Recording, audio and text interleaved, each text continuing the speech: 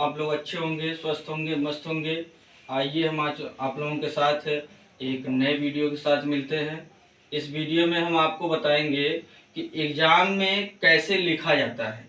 आज हम लोग सीखेंगे कि जैसे आज 17 तारीख है, कल 18, कल आप लोगों का हिंदी का एग्ज़ाम है। तो हिंदी में हम कॉपी पर किस प्रकार से लिखेंगे कि अच्छा नंबर पा सकेंगे, उसके लिए आज हम आप लोगों को इस पर आधारित एक वीडियो बनाएंगे। आप इसे जरूर देख कर जाइएगा और आपका एग्जाम में अच्छा नंबर जरूर से जरूर आएगा।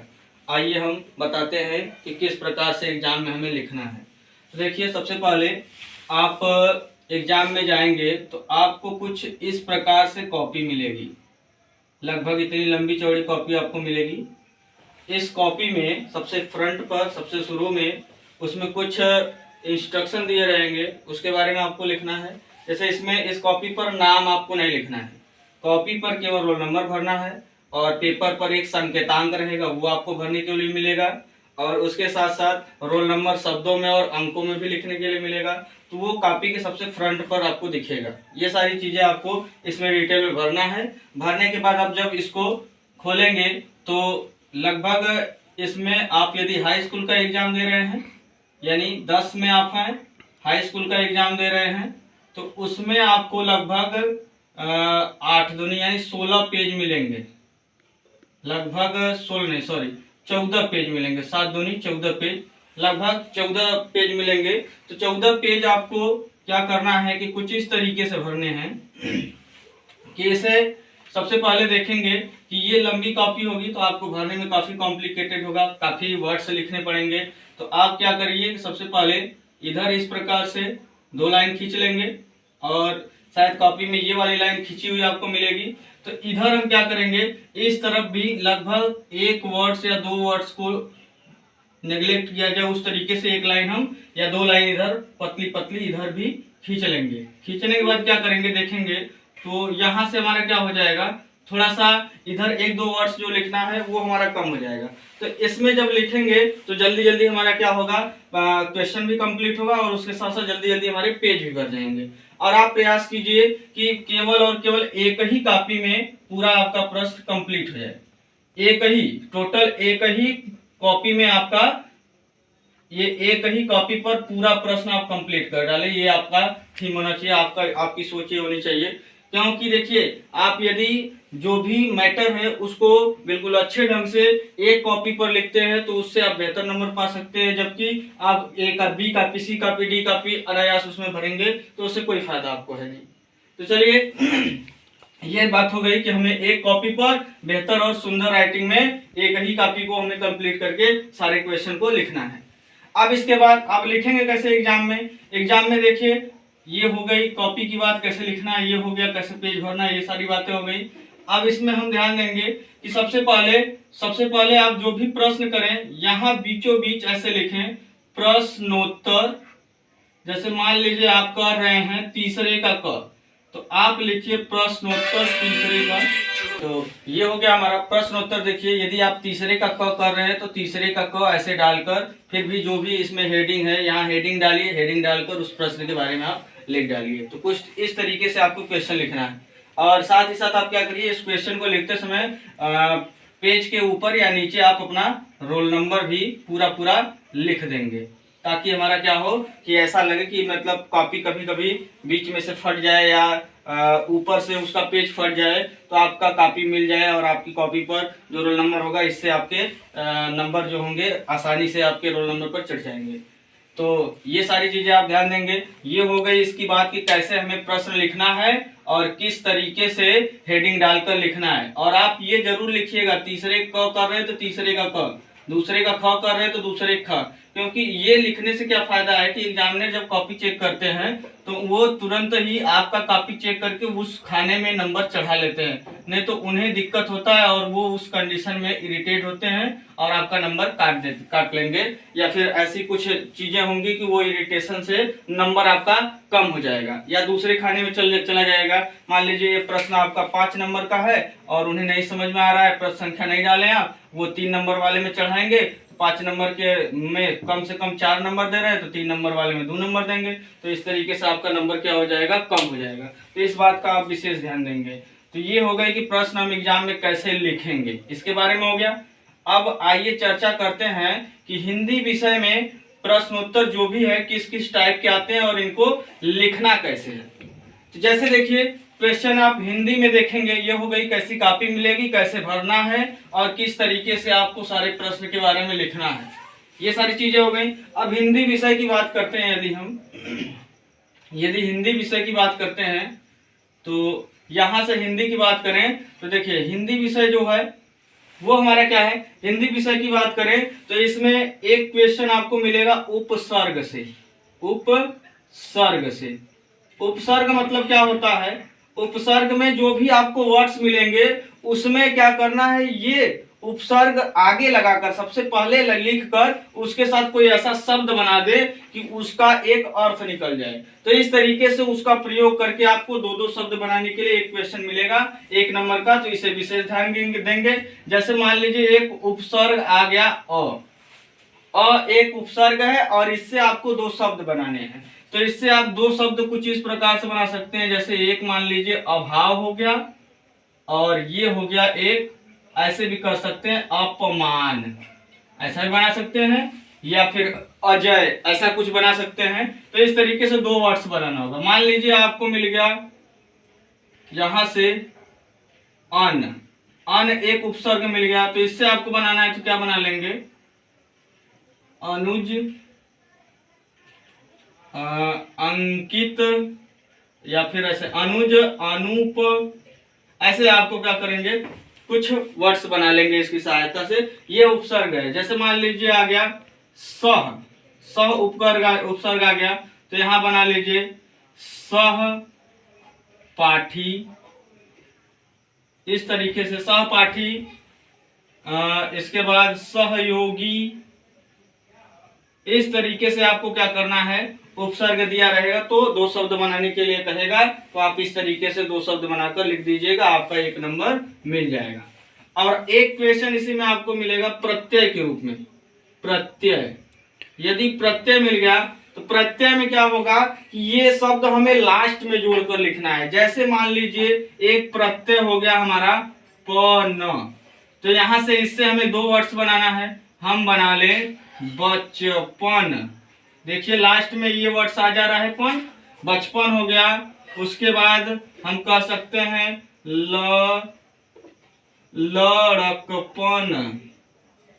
ये देखिए इस तरीके से वर्ड्स लगाकर हम क्या करेंगे कि प्रत्यय लिख लेंगे। प्रत्यय जो रहेगा, प्रत्यय का मतलब इस वर्ड्स को हमें लास्ट में जोड़कर लिखना है और उपसर्ग का मतलब उस वर्ड्स को, उस शब्द को शुरू में जोड़कर लिखना है।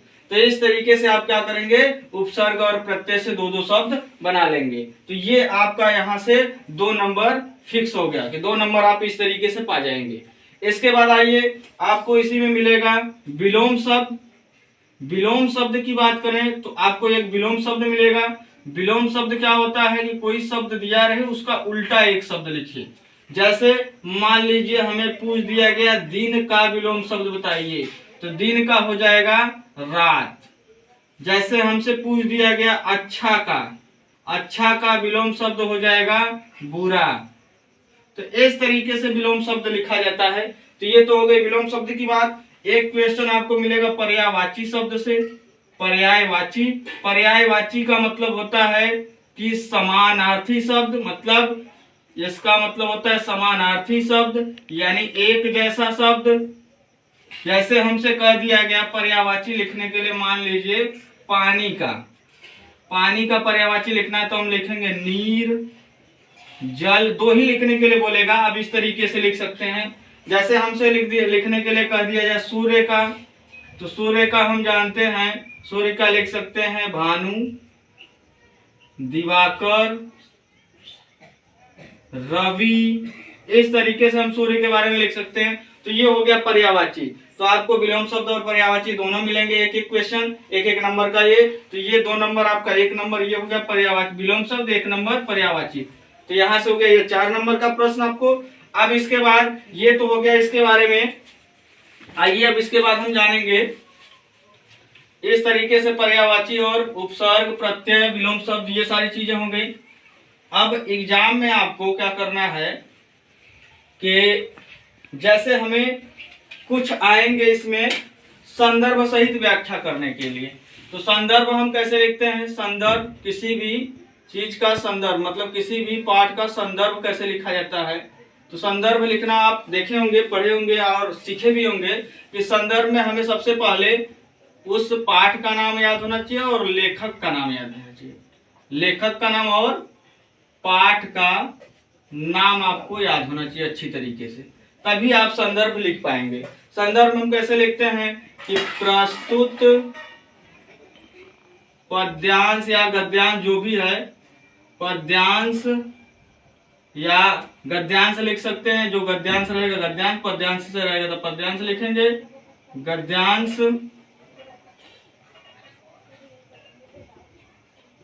हमारी पाठ्य पुस्तक जिस भी पाठ्य पुस्तक से लिया गया है उस पाठ का नाम यहाँ लिख देंगे। यहाँ पर उस पाठ का नाम लिख देंगे, जो भी पाठ का नाम हो। उसके बाद पाठ से लिया गया है, जिसके रचयिता या लेखक जो भी हो, लेखक का नाम यहाँ पर आगे लिख लेंगे। इस तरीके से हम संदर्भ लिखते हैं।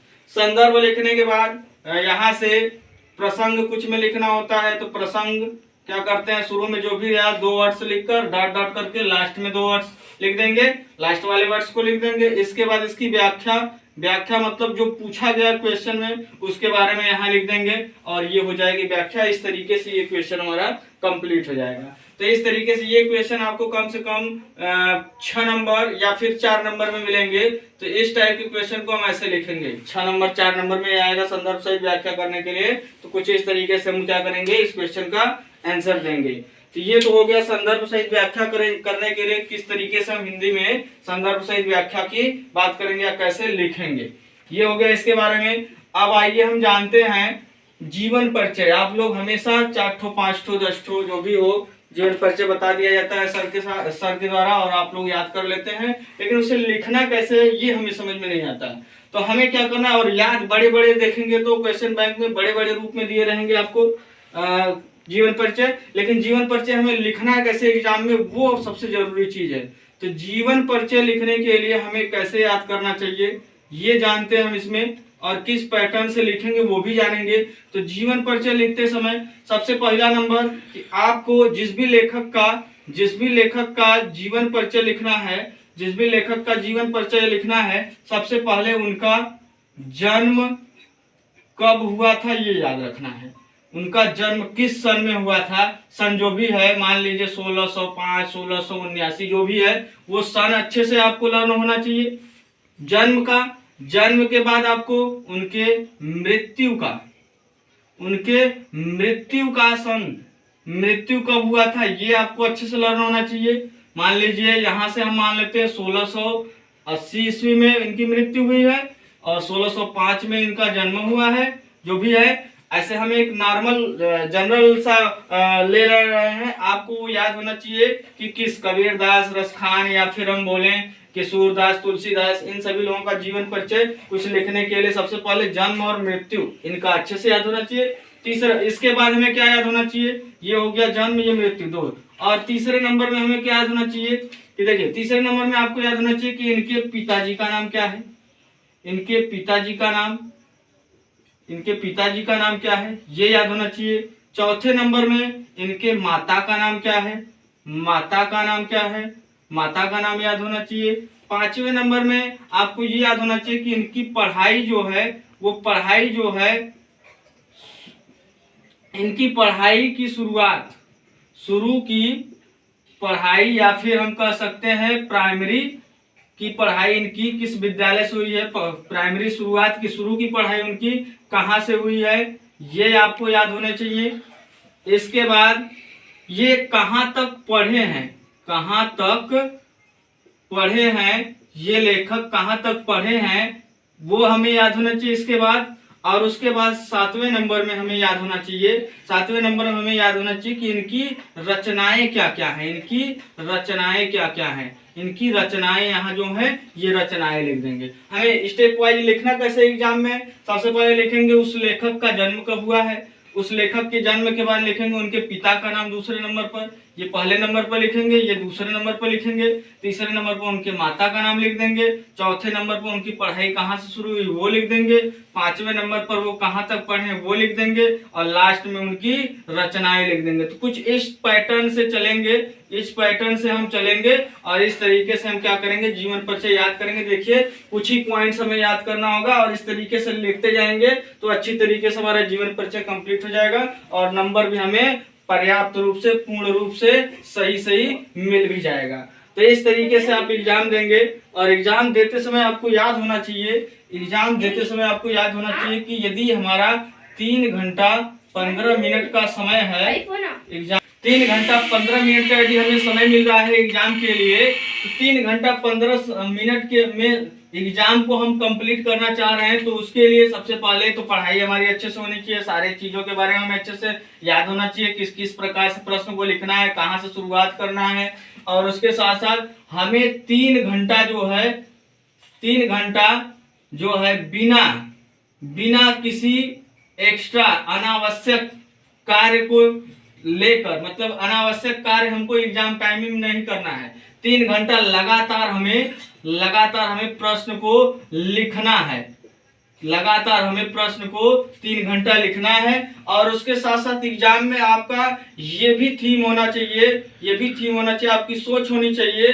कि हमें क्या करना है, एग्जाम में एक भी प्रश्न नहीं छोड़ना है, एक भी प्रश्न नहीं छोड़ना है। ये आप याद रखेंगे कि एग्जाम में आपको सारे के सारे प्रश्न को जो है क्या करना है कि अटेम्प्ट करना है। सारे प्रश्न आपको किसी न किसी तरीके से, नहीं आ रहा है उसे भी लिखो, आ रहा है उसे भी लिखो, बस ये पैटर्न फॉलो करेंगे कि जो हमें सबसे अच्छे से प्रश्न आ रहा है, जो प्रश्न हमें सबसे अच्छे से आ रहा है उसे हम सबसे पहले करेंगे, और जो हमें कुछ आ रहा है उसके बाद करेंगे, जो एकदम नहीं आ रहा है उसे सबसे लास्ट में करेंगे, जो हमें सब एकदम प्रश्न आ ही नहीं रहा है। तो इस पैटर्न से हम प्रश्न को करेंगे, 3 घंटा लगातार लिखेंगे, तो पक्का हम गारंटी लेते हैं कि आपका 70 में से 50 प्लस तो जरूर ही नंबर आएगा। यदि आपको कुछ नहीं आता है, ये पैटर्न केवल फॉलो कर लेंगे तो आपका 50 प्लस नंबर जरूर से जरूर आएगा। अब इसके बाद हम थोड़ा सा और नेक्स्ट क्वेश्चन के बारे में चलते हैं कि नेक्स्ट क्वेश्चन कैसा आ सकता है आपके एग्जाम में। तो देखिए नेक्स्ट क्वेश्चन में आपका ये तो हो गया जीवन परिचय की बात। जीवन परिचय के बाद यहाँ से आपको मिलेंगे कुछ इस तरीके से क्वेश्चन, जैसे कि एक आपको मिलेगा तुमुल खंड काव्य से प्रश्न लिखने के लिए। तुमुल खंड काव्य से इसमें देखा जाता है तो कुछ में जैसे तुमुल खंड काव्य में चलेंगे तो कुछ में रहता है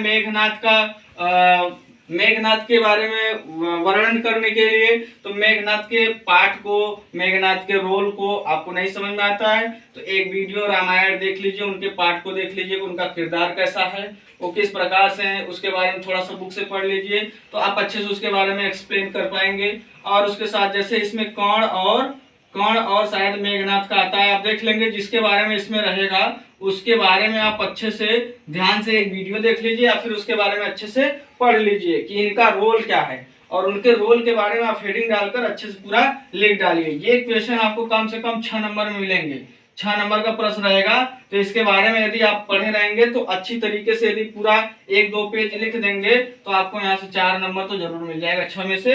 यदि अच्छी तरीके से लिखेंगे तो 6 में से 6 नंबर भी पा सकते हैं। तो ये तो हो गया तुमुल खंड काव्य की बात। अब इसके बाद नेक्स्ट में आता है, यहाँ पर आपको मिलेगा जैसे समास मिलेगा। समास में बात करें, समास कई प्रकार के होते हैं, समास हमें पहचानने आने चाहिए, ऑप्शनल क्वेश्चन भी मिलेगा समास में। और उसके बाद समास विग्रह भी करना होगा। समास विग्रह मतलब कोई भी ऐसा वर्ड्स दे दिया जाए तो उसे क्या 2 या 2 से अधिक पदों में तोड़ कर लिख दें तो वो उसका समास विग्रह हो जाएगा। जैसे कि हम बात कर लेते हैं, जैसे कोई दे दिया गया कि इसमें पहचानिए इसमें कौन सा समास है, जैसे दे दिया गया चौराहा, तो जिसमें भी संख्या आ जाए, चौराहा मतलब 4 राहों वाला जो रास्ता है, तो देखिए यहाँ से देखो, यहाँ देखेंगे तो इसमें 4 आ जा रहा है, यानी संख्या आ जा रहा है। जिसमें संख्या आ जाएगा, संख्या वाले को हम याद रखेंगे कि वो होता है द्विगु समास। जिसमें संख्या आएगा उसे हम याद रखेंगे कि ये कौन सा समास होता है, द्विगु समास होता है। और एक होता है क्या, एक होता है हमारा जैसे कि किसी दूसरे चीज को इंडिकेट करें, मतलब कि एक ऐसा शब्द जो किसी तीसरे को व्यक्त करता है, वह बहुब्रीहि समास के अंतर्गत आता है। जैसे बोल दिया जाए पंचमुख, पंचमुख ये हमारा अपवाद भी होता है। पंचमुख में 5 भी आ रहा है, 5 मुखों वाला, 10 मुख, दशानन, 10 मुख वाला, ये सारी चीजें जो होती है वो दोनों में आता है। द्विगु में भी आता है और बहुब्रीहि समास में भी आता है। ये द्विगु में भी आता है और बहुब्रीहि समास में भी आता है। तो इस चीजों की बात करेंगे, यानी समास के बारे में अच्छे से आपको आने चाहिए। यहाँ से आपको एक क्वेश्चन मिलेंगे, एक ऑप्शन और एक आपको लिखने वाला भी मिलेगा। समास के बाद आ जाते हैं संधि विच्छेद। संधि भी आपको अच्छे से आना चाहिए। संधि, संधि विच्छेद, संधि विच्छेद, संधि कितने प्रकार के होते हैं पहचानने आना चाहिए। ये सारी चीजें संधि विच्छेद। और इसके बाद संधि विच्छेद के बाद आ जाएगा आपका अलंकार। अलंकार, अलंकार के बारे में आपको अच्छे से याद होना चाहिए। अलंकार एग्जाम में आता है लिखने के लिए। उत्प्रेक्षा हो गया, रूपक हो गया, ये सारे अलंकार जो हैं उनका डेफिनेशन आपको अच्छे से याद होना चाहिए। अलंकार के बाद हो गया, अलंकार के बाद आप आ जाइए यहाँ पर जैसे कि रोला हो गया, सोरठा हो गया, सोरठा हो गया, ये सारी चीजें हो गई। और उसके साथ साथ जैसे कि रस हो गए, करुण रस, शोक रस, ये सारी चीजें, करुण रस जो हो गया। और उसके बाद हमारा इस तरीके से हास्य रस हो गया। करुण रस का जैसे अस्थाई भाव पूछता है तो करुण रस का अस्थाई भाव जो होता है वो होता है शोक। और इसके एग्जाम्पल जो होंगे वो आपको अच्छे से याद होना चाहिए। उसके बाद हास्य रस का जो अस्थाई भाव होता है वो होता है हास, ये होता है। तो ये सारी चीजें आपको अच्छे से याद होना चाहिए। एग्जाम में इनका अस्थाई भाव भी पूछा जाता है और इनका डेफिनेशन एग्जाम्पल सहित पूछा जाता है। तो एग्जाम्पल आपको याद होने चाहिए इसके अच्छे से। एक एग्जाम्पल याद कर लीजिए अच्छे से, और उसके साथ साथ इसका डेफिनेशन। और इसमें किसमें रोला सोरठा में ये जो होता है चौपाई में, रोला सोरठा चौपाई छंद, इनमें कितने मात्रिक छंद पाए जाते हैं, पहले तीसरे में और दूसरे चौथे में, ये आपको याद होने चाहिए। तो इस तरीके से यदि ये सारी चीजें आपको अच्छे से, यदि अब तक अच्छे से याद है तो आप बस क्या करिए, इन्हीं सारी चीजों के बारे में रिवीजन करके 3 घंटे लगातार आप कॉपी पर लिख दीजिए जिस पैटर्न से बताया गया है। आपको पक्का एग्जाम में 50+ नंबर जरूर प्राप्त होगा। यदि और अच्छा बेहतर राइटिंग में लिखेंगे तो हम तो केवल 50+ की बात कर रहे हैं, आपका लगभग 66 से 69 तक नंबर आ सकता है। ये नंबर आएगा तो देखिए 30 नंबर आपको विद्यालय से मिल जाएगा। यदि आप मान लेते हैं 65 भी नंबर आते हैं तो आप हिंदी में लगभग 95 प्राप्त कर सकते हैं। तो इस तरीके से इस पैटर्न को फॉलो करके आप क्या करेंगे कि एग्जाम में अपने हिंदी के विषय में 95 नंबर ला सकते हैं। तो हम उम्मीद कर रहे हैं कि आपको आज एक बेहतर वीडियो दे पा रहे हैं कि आप इस वीडियो को देखकर एग्जाम में एक बेहतर तरीके से अपने एग्जाम को दे पाएंगे और अच्छे से अच्छा नंबर प्राप्त कर पाएंगे। आप हमारे इस वीडियो को यदि देख रहे हैं तो मेरे चैनल को लाइक करें, सब्सक्राइब करें, अपने मित्र दोस्तों में भी शेयर करें ताकि वो भी इस वीडियो को देखकर अपने एग्जाम में कैसे लिखना है क्वेश्चन को, किस पैटर्न को फॉलो करना है, लगातार हमें लगे रहना है, अपने क्वेश्चन को करते रहना है तब तक जब तक कि हमारा एग्जाम एंड नहीं हो जाता है। तो चलिए अब हम आपको नेक्स्ट वीडियो में नेक्स्ट दिन मिलेंगे। धन्यवाद। जय हिंद, जय भारत।